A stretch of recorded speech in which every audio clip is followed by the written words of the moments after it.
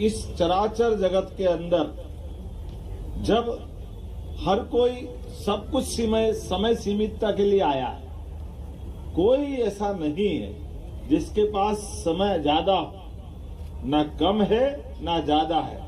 जिसका काल अर्थात समय तय है, ऐसे सब कोई अपनी अपनी घूर्णन गति से घूम रहे हैं, सब कोई अपनी कक्षाओं में परिभ्रमण कर रहे हैं। तो सबका हिसाब लगाने के लिए जब अवंतिका की बात करें जिसका अंत नहीं हुआ लेकिन अंत भी होगा तो महाकाल के अनंत काल के लिए होगा। बाबा महाकाल इस बात के लिए साक्षी है, जो अनंत ब्रह्मांड के लिए है। हमारे लिए आज ये साइंस की दृष्टि से अटपटा लगता है जब हम अनंत कोटि ब्रह्मांड की बात करते हैं, लेकिन अगर काल गणना की बात करें, समय की बात करें, तो समय के साथ ये जो घड़ी हम देखते हैं, ये घड़ी सबकी अलग अलग है।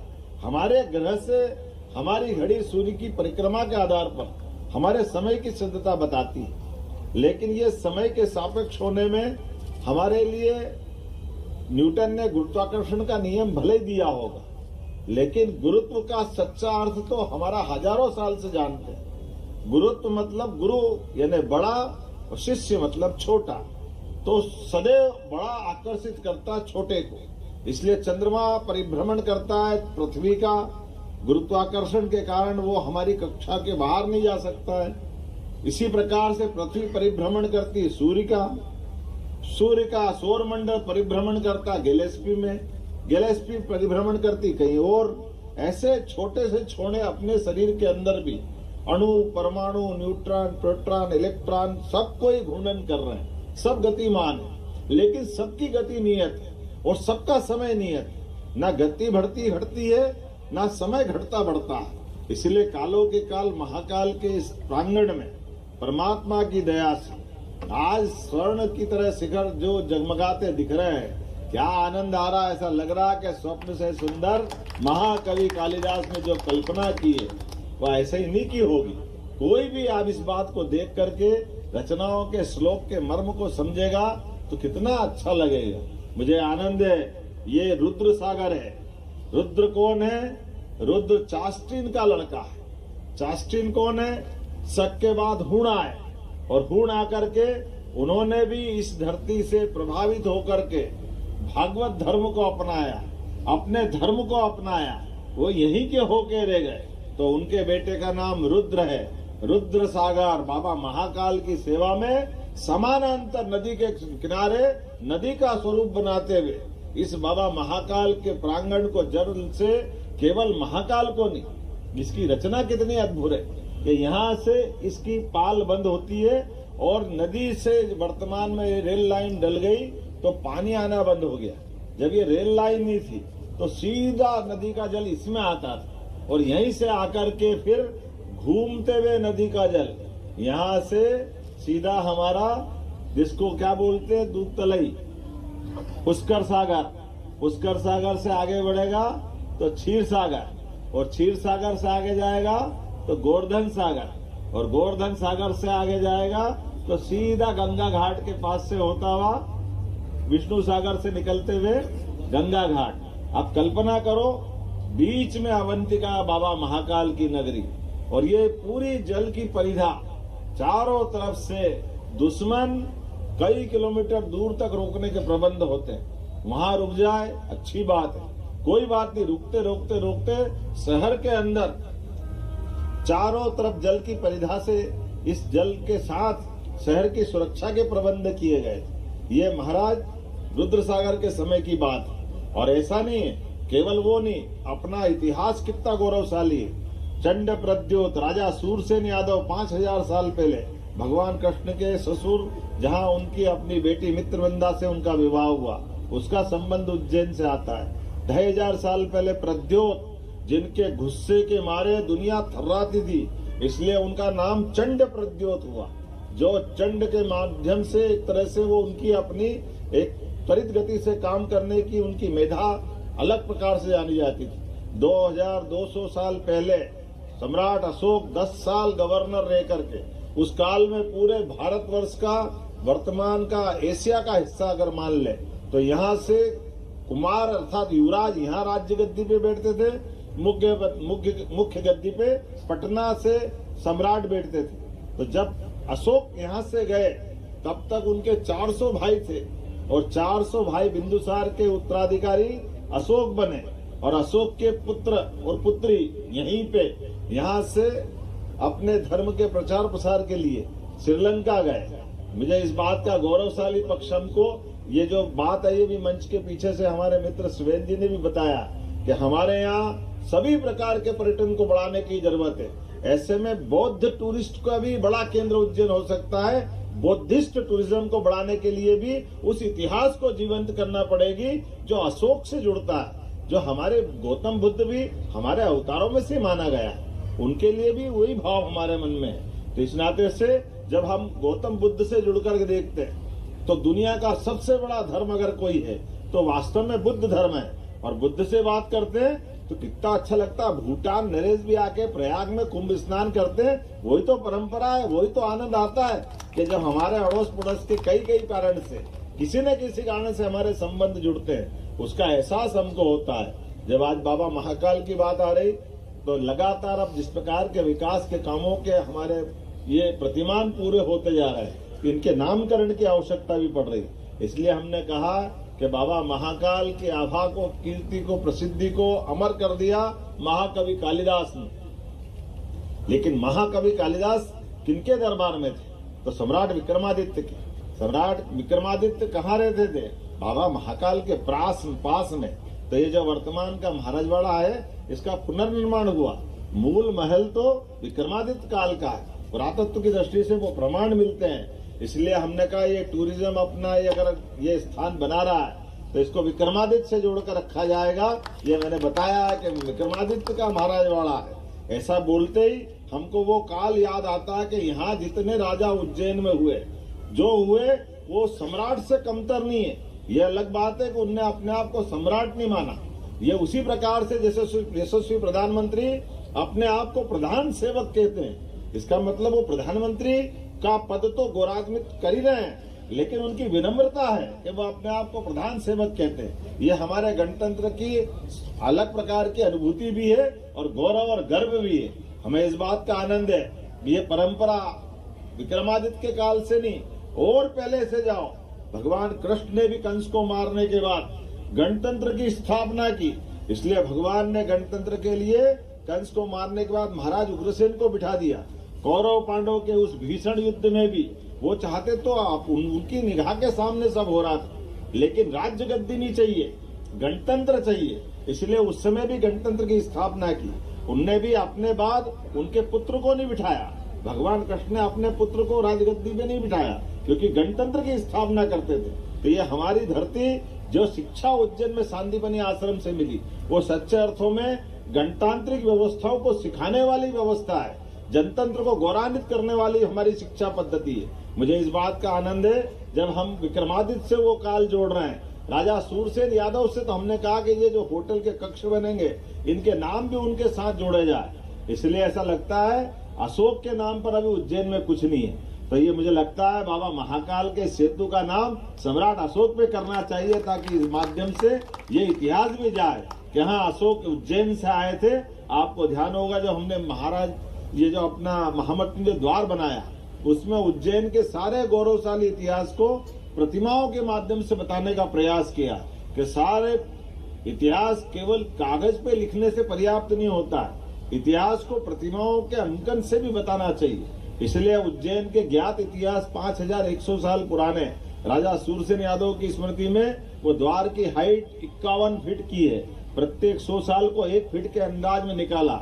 जो 7 शिखर है उसके, ये 7 पवित्रतम नगरियों में से एक है। दोनों उसमें 2 शिखर बनाए, दोनों हमारे ज्योतिर्लिंग बाबा महाकालेश्वर और ममलेश्वर ओंकारेश्वर के अंदर से दोनों शिखर उसके प्रकार से बनाए। उसमें अशोक चिन्ह भी बनाया हुआ है पत्थर से। उसी प्रकार से भगवान श्री कृष्ण की प्रतिमा भी पत्थरों के माध्यम से बना करके पूजा पाठ के बजाय उस गौरवशाली इतिहास को जीवंत करते हुए प्रतिमा उसमें बनाई हुई है। विक्रमादित्य की 32 पुतलियां उसमें है। हमारे सम्राट का अशोक चिन्ह उसमें है। चंड प्रद्योत की कहानी उसमें अंकित की गई है। राजा भोज के चिन्ह उसमें अंकित है। यहाँ महावीर स्वामी जी ने तपस्या की उज्जैन में, महावीर स्वामी जी का चिन्ह उसमें है। कुंभ की घटना तो जुड़ती है, कुंभ की बातें भी उसमें, राजा भोज से लगा करके उदयादित्य तक, महाराज सिंधिया से लगाकर सभी प्रकार के जो जिस काल के लोग आए उसको उस प्रकार से जीवंत करते हुए पत्थरों के माध्यम से उज्जैन का इतिहास बना करके बताया गया है। इसलिए उसका नामकरण भी महामृत्युंजय, जिसका कभी अंत नहीं हो सकता है। बाबा का आशीर्वाद जिनके साथ होता है, तो मैं उम्मीद करता हूं कि प्रशासन के माध्यम से जो जो वहाँ अपनी गौरवशाली इतिहास की बातें लिखी है, एक बोर्ड लगा करके गाइड के माध्यम से ये बताने की जरूरत भी है कि ये हमारा गौरवशाली इतिहास अगर आपको बगैर लिखे देखना है तो पत्थरों के माध्यम से, क्योंकि जब हमारा अच्छा समय आया तो जरूर बनना चाहिए। जब खराब समय आया था तो उज्जैन 1235 में हमारा अपना उज्जैन नष्ट भ्रष्ट हुआ था। वो समय खराब था, कोई बात नहीं, लेकिन जब अच्छा समय आया तो गौरवशाली चीजों को पुनर्स्थापित करने का जो प्रयास चला, मुझे इस बात की प्रसन्नता है कि हमारे यहाँ से परमात्मा की दया से लगभग 250 साल पहले महाराज सिंधिया अपने महाजी ने अभियान लगाया और अफगानिस्तान के आगे कंधार से जाकर के वो जो सोमनाथ के मंदिर को लूटा गया वह सामान, उसमें से दरवाजा निकाल करके वो वापस लेके आए और हमारे गोपाल मंदिर में प्रतिष्ठित किया है। यह हमारे उज्जैन का पुरुषार्थ बताता है कि हमारा अतीत का काल खराब होगा, लेकिन आज अच्छा समय है, तो हम अच्छे समय में अपने पुरुषार्थ के आधार पर बाबा महाकाल के प्रांगण के पास गोपाल मंदिर पर पन्ना का बनाया हुआ चांदी का दरवाजा, वो उज्जैन का गौरवशाली इतिहास बताता है। तो हम यहाँ अपने गाइडों की भी अच्छी ट्रेनिंग कराएं और उनको इन सारी बातों से परिचित कराएं कि उज्जैन के अंदर कौन कौन सी कैसी कैसी कहानियां हैं, कौन कौन से गौरवशाली पक्ष है, किन किन कारण से हमको अपने इस स्थान पे गर्व हो सकता है। और केवल उज्जैन नहीं, अपने प्रदेश के अंदर, और अब तो समय कैसा बदल गया, बाबा महाकाल की दया से अब समय बदल रहा है पूरे प्रदेश का। जब रीजनल इंडस्ट्री कॉन्क्लेव कर रहे हैं, तो जब बड़े बड़े नाम से हमारा प्रदेश गौरवान्वित होता है, 16 महाजनपदों में से एक महाजनपद अवंतिका, जिसका कार्य क्षेत्र हमारा समूचे मध्य प्रदेश से भी आगे जाता है, ऐसे 16 महाजनपदों में से सर्वाधिक धन धान्य की परिपूर्णता रही। इसलिए माल जहां है उसको मालवा कहते हैं। ये अतीत के काल का गौरवशाली पक्ष है। मालवा ऐसे ही नहीं आता, ये हमारे अपनी समृद्धि का परिचायक है और मालवा की समृद्धि से सभी प्रकार के कामों को करने की उनकी कुशलता जानी जाती थी। लेकिन वर्तमान के मध्य प्रदेश के अंदर यशस्वी प्रधानमंत्री के माध्यम से रीजनल इंडस्ट्री कॉन्क्लेव करते करते जिस प्रकार से उद्योग व्यापार व्यवसाय के बिना समृद्धि नहीं आती, यह अच्छी बात है। हमारे मेहनत के किसानों ने खेती से, बागवानी से, हॉर्टिकल्चर से अपनी बहुत अच्छी उन्नति की है और सरकार के माध्यम से सिंचाई के संसाधन देते हुए बिजली, पानी, सड़क सब प्रकार की अनुकूलता है। तो आने वाले समय में ये और आगे बढ़ना चाहिए। प्रति व्यक्ति आय जा 2003-4 के आसपास 7,000 थी। मुझे इस बात की खुशी है आज 1,45,000 रुपया साल की हमारी आय बढ़ी।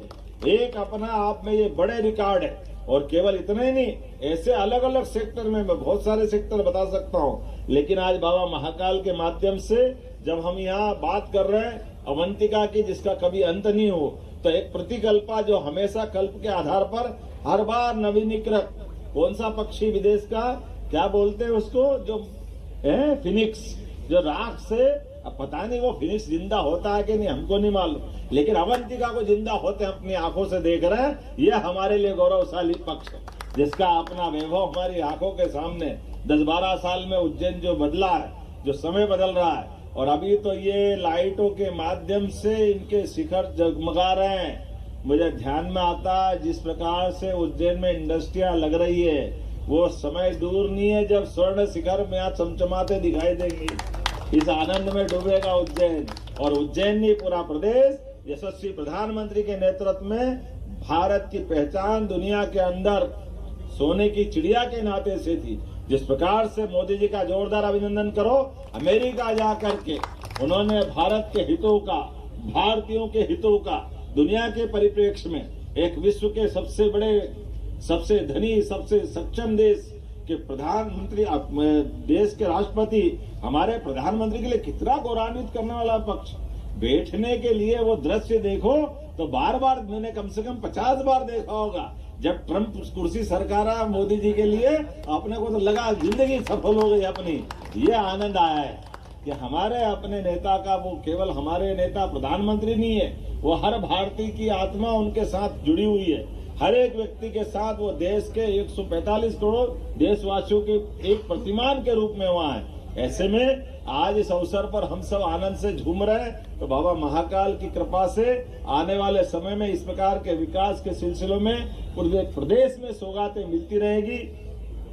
हम सब आकर के इनके साक्षी बन रहे हैं। मैं आपका आभार भी मानता हूं और आप सबसे विनम्र निवेदन भी करता हूं। जब यात्री बढ़ रहे हैं, व्यवस्थाएं बढ़ रही है, ऐसे में यहाँ के स्थानीय निवासियों की जवाबदारी भी बढ़ेगी। जो जिस जगह है, जिस प्रकार से अपने बीच में से एक सेवा का मन में संकल्प ले, मैं 8 घंटे नौकरी करके कोई आता होगा, आने के बाद 2 घंटे किसी चौराहे पे खड़े हो जाए, व्यवस्था बना दे, कोई आने जाने वालों को मार्ग बता दे, बड़ी बात रहती है।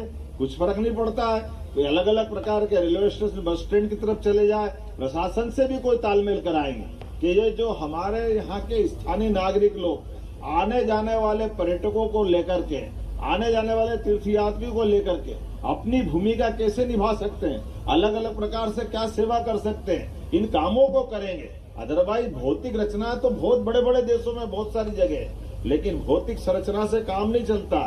सच्चे अर्थों में हमारे अपने इस नगर के साथ लगाव का, मुझे एक बात का ध्यान दिलाते हुए अपनी बात खत्म करूंगा। नीमच में मैं शिक्षा मंत्री करके गया और मैं पुलिस के लोगों को बधाई देना चाहूंगा। नीमच के अंदर एक इंडस्ट्री के बड़े मैनेजर बोल रहे थे कि मैं एक बार पहली बार यहाँ ज्वाइन करने आया था नीमच में, उनने मध्य प्रदेश की नहीं देखा था। पहली बार वो बाय रोड आ रहे थे हैदराबाद से, आते आते उज्जैन के पास से निकल रहे थे। निकलते टाइम पे उनको रास्ता मालूम नहीं नीमच मंदसौर का किधर जाना है। तो अपने वहाँ एक यातायात के पुलिस वाले से पूछा कि मेरे को नीमच जाना है, तो मेरे को रास्ता बता दो। वो पुलिस वाला बोले मैं जानता भी नहीं था। पुलिस वाले ने क्या कि भाई साहब आप काय के लिए जा रहे हो? तो उन्होंने कहा मैं अपने नए काम को ज्वाइन करने जा रहा हूँ। तो बोले आपको इससे अच्छा मौका कहाँ मिलेगा, महाकाल की नगरी से जा रहा हूँ, आप महाकाल जाओ, दर्शन करो, उसके बाद आपका काम करने जाओ। तो उन्होंने कहा महाकाल का कैसा रास्ता रहेगा, क्या व्यवस्था रहेगी? बोले उसने मेरे को सब समझाया, यहाँ से जाना रहेगा, इधर मिलेगा, उधर से जाना रहेगा, यहाँ के रास्ता, उसके बाद उधर से गाड़ी निकालना, एक एक करके। बोले मेरे जीवन में कोई पहली बार ऐसा पुलिस वाला मिला कि इतना अच्छा मार्गदर्शन करें, पैसा एक नहीं लिया, धन्यवाद अलग दे रहे। ये एक प्रयोग उदाहरण का है कि मन की भावना के बलबूते जो हम अपनी ड्यूटी कर रहे हैं, वो हर एक कोई अपना अपना काम करते करते इन सारे कामों को करते रहेंगे तो वाकई में हमको समाधान मिलता है। हम कोई भी काम कर रहे हैं, परमात्मा तो देख रहा है, परमात्मा के साक्षी देते हुए जितना जो कर सकते जरूर करेंगे। बाबा महाकाल सब पे कृपा करेंगे। मेरी अपनी ओर से आज इस सेतु का नाम सबको जच रहा है, सम्राट अशोक के नाम पर अशोक सेतु करने की घोषणा करते हैं।